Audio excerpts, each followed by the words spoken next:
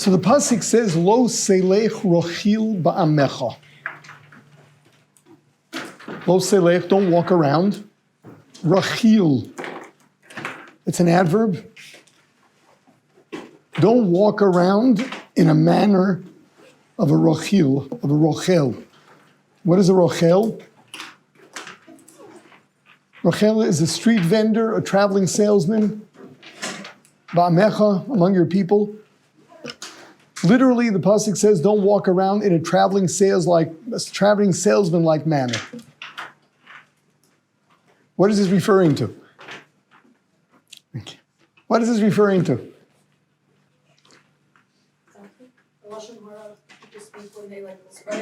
Right? It's talking about somebody, someone's walking around, the Art Scroll translates it, the gossip monger. Someone is walking around and his wares are gossip.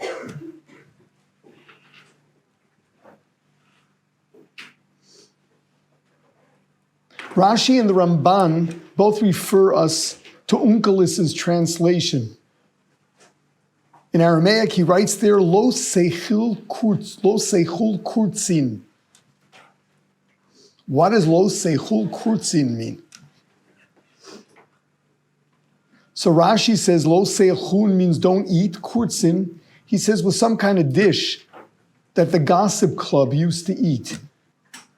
They used to get together and they had this thing that they would eat as a sign that they accepted one another's gossip.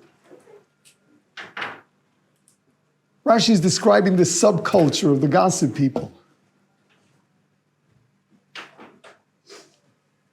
Ramban says that lo seichlun in Aramaic, although it sounds like achila in Hebrew, does not mean don't eat. It's referring to making noise. He says, lo seichlun kurtzin is referring to another aspect of this subculture. Namely, this whole club, they would sit together and someone would walk in and make all sorts of noises and with his body language indicate that he's got something to tell that they want to hear. And then everybody would beg him, tell us, tell us, tell us. And then he would tell them. And this is the way he would go and spread his gossip. So it was weird. To begin with, the Torah doesn't say don't speak gossip. Instead, what the Torah says is don't walk around in a traveling salesman-like manner, which seems to be like sarcastic, portraying the person who walks around with gossip as a traveling salesman. Then Onkelos is saying something here. Rashi understands he's describing what they ate, the Ramban, the mannerisms. But there's a description of a subculture here. Why does the Torah just tell us, don't speak Lashon Hara, don't speak Rechilus, gossip? There seems to be a message here. Lashon Hara is not just forbidden. Oh, I feel like saying it, I'm going to control myself and not say it. There's something deeper here. Don't lower yourself and become a member of this subculture of the gossipers. That's one of the lowest elements in society. And that's what you become when you speak Lashon Hara.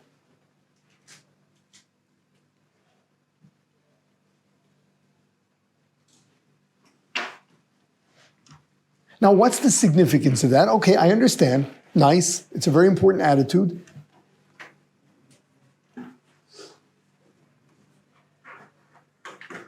It would sound like the prohibition against Lashon Hara has an element that we would not have thought of. In all progressive societies, libel is criminal. You can sue, or civil. You can sue someone for libel. So what does it mean? It means that you're doing something against another human being and he has the right to take you to court over it. That's one aspect of it. The Torah here adds a second aspect, which is It's not just that you're harming another human being. What you're doing is you're lowering yourself. You're violating your own Tselem Elokim. You're a human being. You were created in the image of Hashem. It is beneath you to be involved in gossip.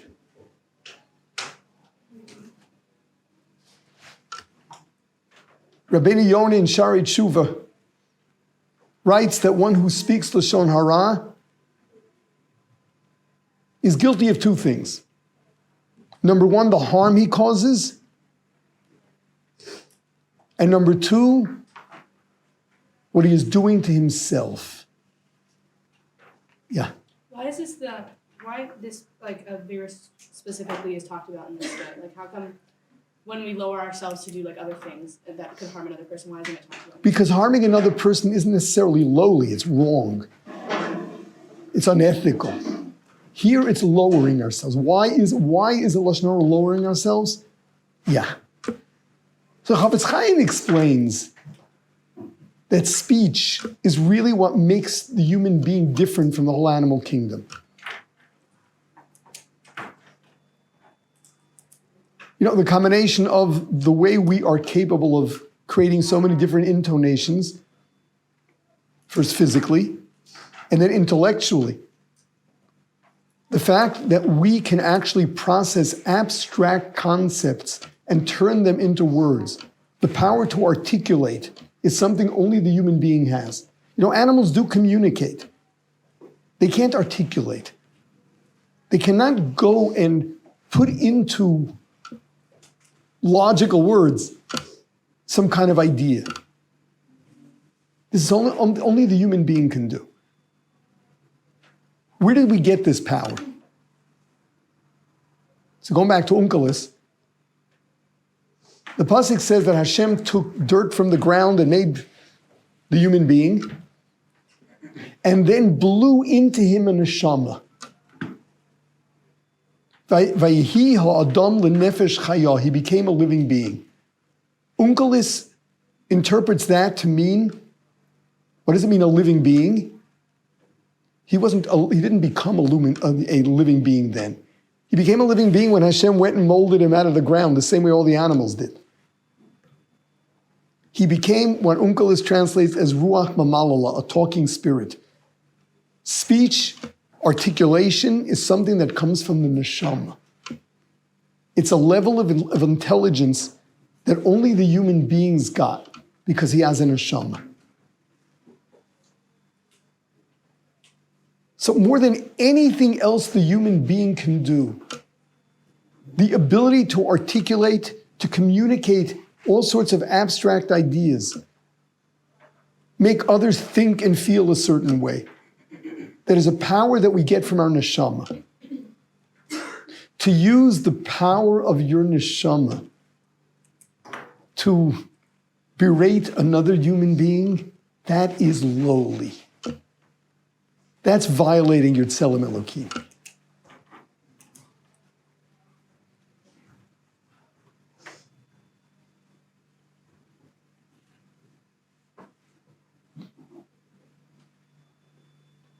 So Rabbeinu Yonah, and we find the same in the Chovos HaLevavos. They relate this story of the wise man that's walking with his disciples, and they come upon the body of a dead dog. So the students there say, you know, what a foul odor this dog has. And the wise man tells them, but look how white its teeth are. Says Rabbeinu Yonah, elevated people are capable of seeing the most beautiful things in the messiest situations. Lowly people only see negativity.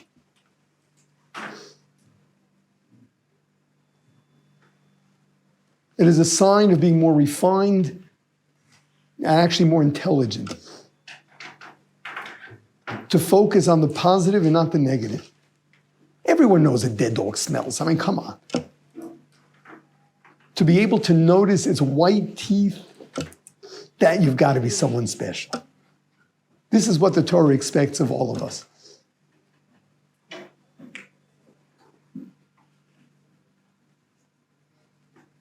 Now, based on this, Rambam tells us there are two prohibitions under the title of gossip, really. The first is rechilus. Rechilus is what we call gossip, which is to tell somebody what another person said about them, that another person said something negative about them. Rechilus is creating ill feelings among people by way of what you're communicating. To tell someone that someone else dislikes them, they're plotting against them, they were critical of them. That's rechilus. Lashon hara is negative speech, which is simply to say that another person either is inferior, did something wrong,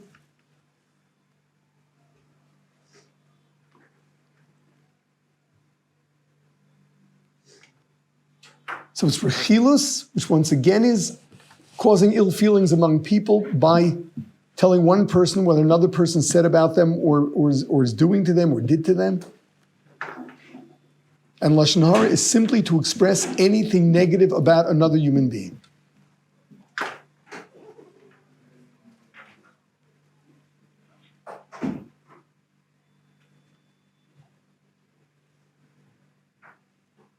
The verse uses the term lo selech rochil ba'amecha.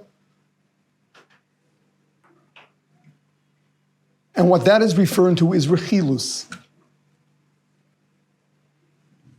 Says the Rambam, Lashon hara is derived from that pasuk by kal v'chomer. Meaning, if gossip is prohibited, where you didn't say something negative necessarily, certainly Lashon hara, which is where you're saying something negative, certainly that's included in negative speech.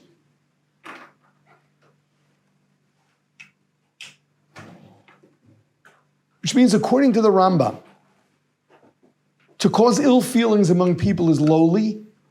To say something negative about another human being is even more lowly. It's the way the Rambam sees it. And therefore it's included in this pasuk. Says the Rambam, therefore, if you say something negative about another person, even if you ended up not causing him any harm whatsoever, you've still broken the prohibition of lo selech rachil ba'amecha. True, in terms of bein adam l'chaveiro, in terms of what you did to the other person, you did nothing. But in terms of it being lowly, in terms of the fact that you focused on negativity, you did that. So that's still Lashon hara. Now this is revolutionary. Because once again, in all progressive societies, where libel is punishable, that's only if you caused harm, or it's untrue.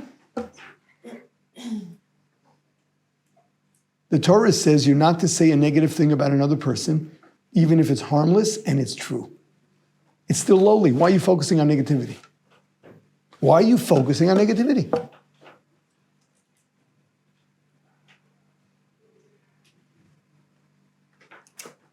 Now, the exception to this is when it's constructive speech.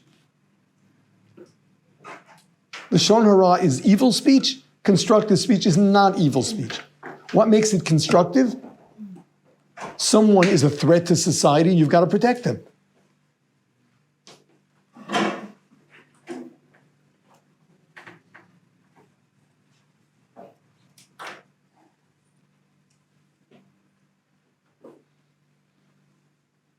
So you got to be very careful. You could be saying something harmless. But if it's negative and was not necessary, that's Lashon hara.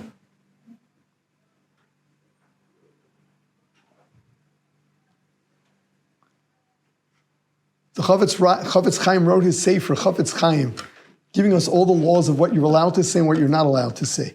I don't believe there is a single civilization that ever roamed this earth that ever had such a thing. 19 chapters on what you're allowed to discuss over breakfast. Yeah.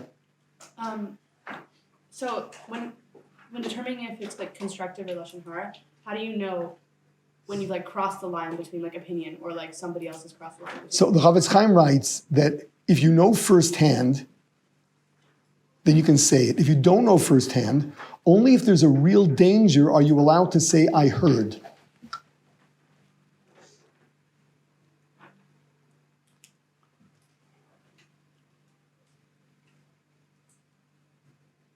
Now,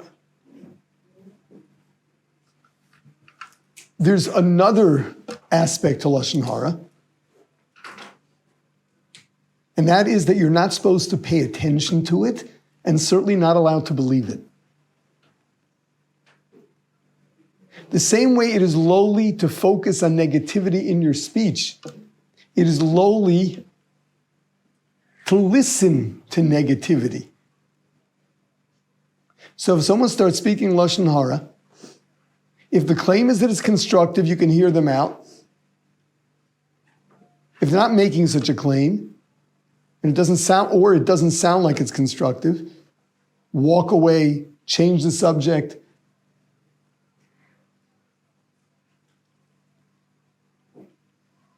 Even if it is something constructive, you're not to believe it. Take it with a grain of salt. Face it, when you witness something, you've got to be really lucky to have understood things accurately. You know, when we see something happen, we have no idea what preceded it. We're totally unaware of the context.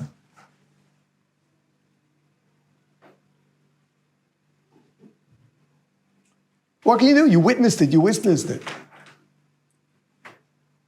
Someone else is giving you an account of what they witnessed to give them so much credibility that you believe what they're saying. No, they're not liars. But who knows what information they were missing? Who knows how many assumptions went into their report of what happened? We find this all the time. Even if someone claims that something happened to them, you cannot take this as fact. What do you mean, they're lying? We don't trust one another? No. You can trust that they're being honest in how they experienced it. You cannot trust that it couldn't have been experienced some other way.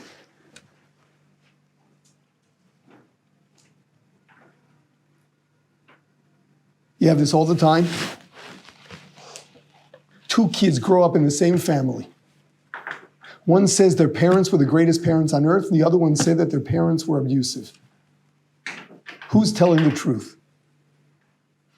Neither one is lying. Each one is describing what they experienced. Why do they experience different things? It could be because of their personalities. It may very well be because of their personalities. You find this all the time.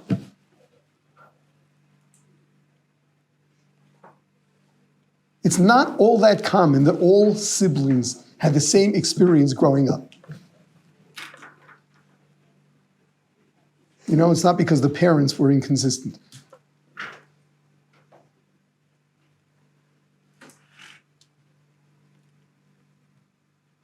So someone tells you something, and you think it was important for you to hear, nevertheless, you cannot take it as fact. You do have to take necessary precautions. You know, if you're told that someone is out to get you, don't believe it, but you better protect yourself.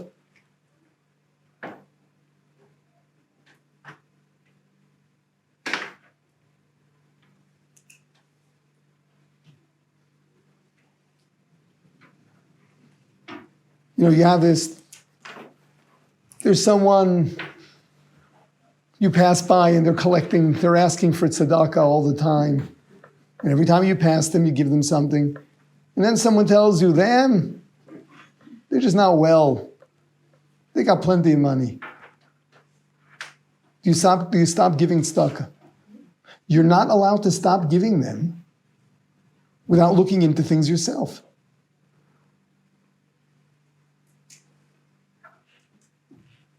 Now, that doesn't mean you give them large sums of money. You never give large sums of money without looking into things. Beware. It doesn't take much to convince someone that they're really, really in need. The people that put on the best shows aren't necessarily the real needy ones. The needy ones often are incapable of really expressing themselves and too embarrassed to.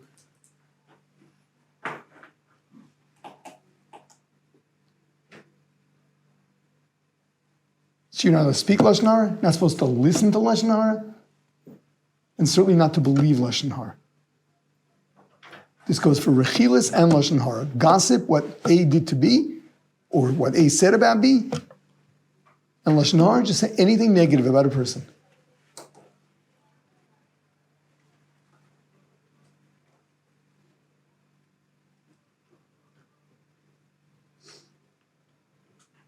Now, included in the prohibition of Lashon Hara is even if you're not saying something negative, but it's harm-causing. To give information about another person that could be harmful, even if that information is not negative, is also not permissible.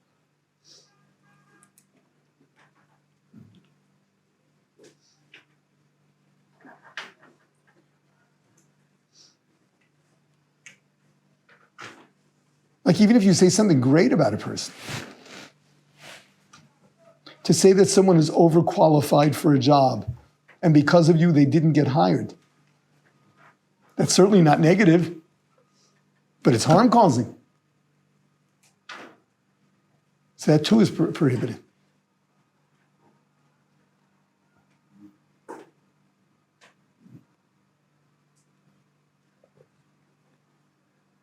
Chavetz Chaim also raises the issue that negativity could be very subjective. In different societies, there are things that you'll say about a person where in one society it's negative, in another society it's not.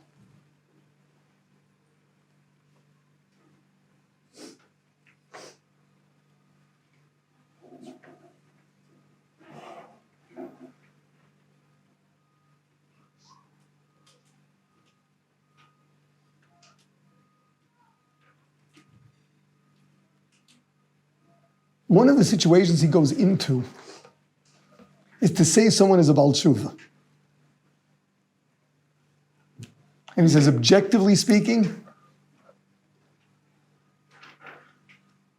there are two opinions in the Gemara, and the Rambam follows the opinion that a Baal Tshuva is greater than an FFB, than a Tzaddik Me'ikoro.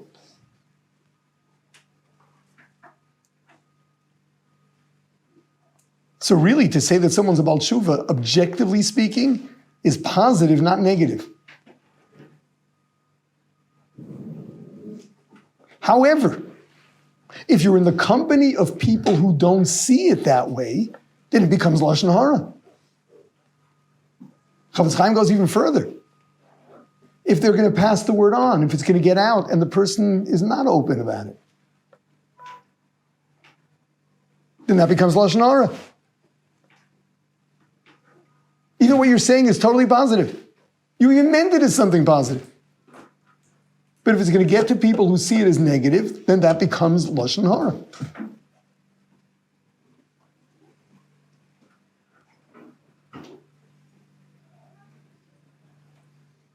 The same goes for all sorts of meaningless stuff that in different societies mean a lot. To say that someone's not athletic, there's nothing objectively wrong with not being athletic.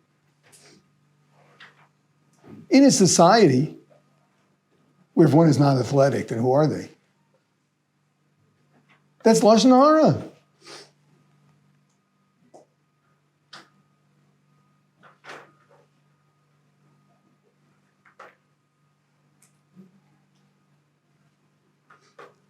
In theory, taste should not be lashon hara. To say, I don't like this. Someone says, I don't like dry wine. That's lashon hara. He's speaking lashon hara about dry wine. All he's saying is what their tastes are like. However, if people are going to take that as a way of saying, oh, this place is inferior because they serve dry wine, then that would be lashon hara. It's all very subjective. It depends on the circumstances.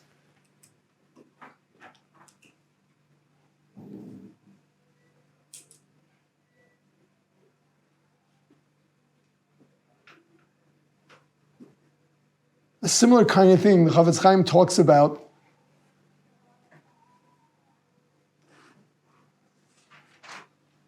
where there are differences because of the person's, say, financial situation. To say that somebody spends a certain amount of money for their Shabbos, for a lower middle income person, that may be fine. For someone who's more affluent, that would be a disgrace. So we cannot say, objectively speaking, that discussing, how much or what a person spends money on for Shabbos, that there's an objective way of saying what's right and what's wrong. It really depends on what the person can afford.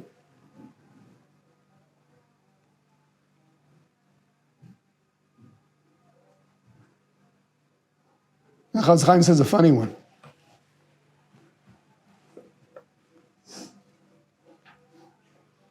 He talks about a working person who says about this guy in Kollel, he studies 4 hours a day. He learns 4 hours a day. The guy's in Kollel and learns 4 hours a day. What do you do all day? So you confront this person, this working person, what do you say about it? It's negative. He say, what do you mean negative? If only they'd say about me that I learn 4 hours a day. Yeah, but you're not in Kollel, you're working. It's expected if someone's in Kollel, they're learning more like 8 to 10 hours a day. Meaning the situation will change depending on the situation. I mean, the facts are different. Everything has to be relative.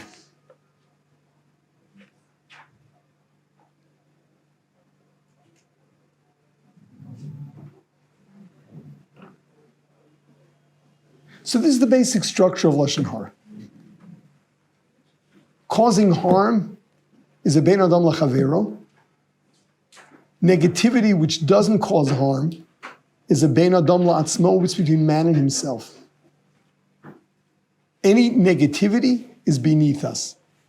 If it's for a constructive purpose, then that's fine. That's not lashon hara. It's not evil speech. It's good speech.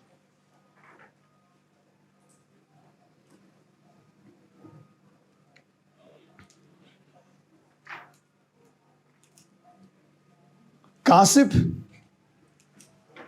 is always evil. Unless, again, there's a constructive purpose. For example, to really say that someone is planning to hurt a friend of yours or someone else, to warn them, is constructive. Listening to lashon hara, if you think it could concern you and will be constructive, then you're allowed to listen. If not, you're not allowed to listen. Once again, you either walk away or change the subject.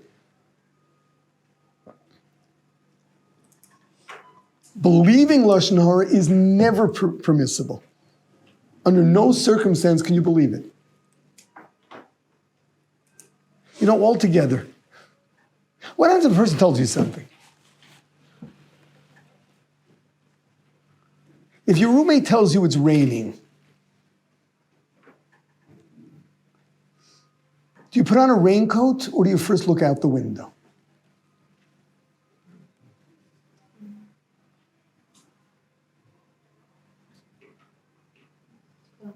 What's that? Put on a raincoat.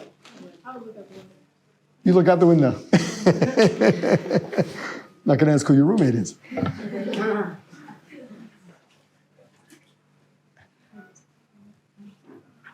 It's up to you to choose whom to believe or not. You're naive if you believe everybody, everything, but it's a bit much to suspect everyone as being mistaken. That's when you're dealing with information that's not negative in any way.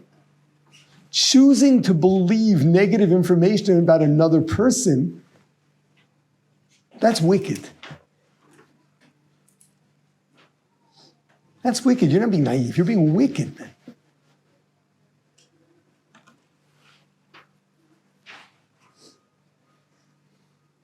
All right, we got the structure. Sorry I was late, but we're over time. Okay.